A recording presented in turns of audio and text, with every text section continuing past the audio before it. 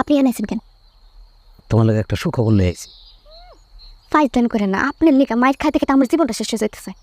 ওই লেগেই তো ঢাকার দোলাই খালে তোমার লেগে একটা টিপু সুলতান ড্রেস অর্ডার করছি। ড্রেসটার নাম হইলো অষ্টধাতু ড্রেস। মনে করো তামা, লোহা, কাঁসা, দস্তা, সোনা সব কিছু দিয়ে ড্রেসটা বানায়, বুঝছো? খুব উপকারী ড্রেস। তোটা দামি কি করুন?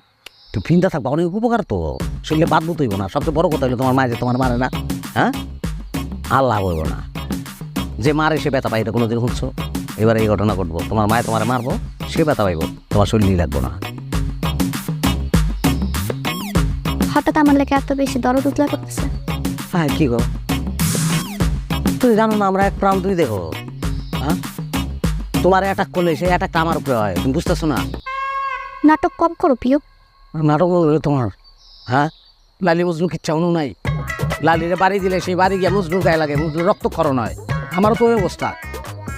এই যে তুমি তখন সুস্থ, তোমার শরীরে কোনো ব্যথা নাই, কি লেগে জানো? যে আমি মলম লাগাইছি সেই লেগে। বুঝছি, আপনার টিকিট কাটতে আপনারা বেশি দেরি নেই।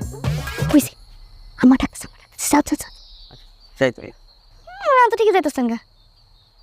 হ্যাঁ, তুমি কইলা না তোমার আম্মা আইতেছে, আব্বারে পাঠাই দিতেছি।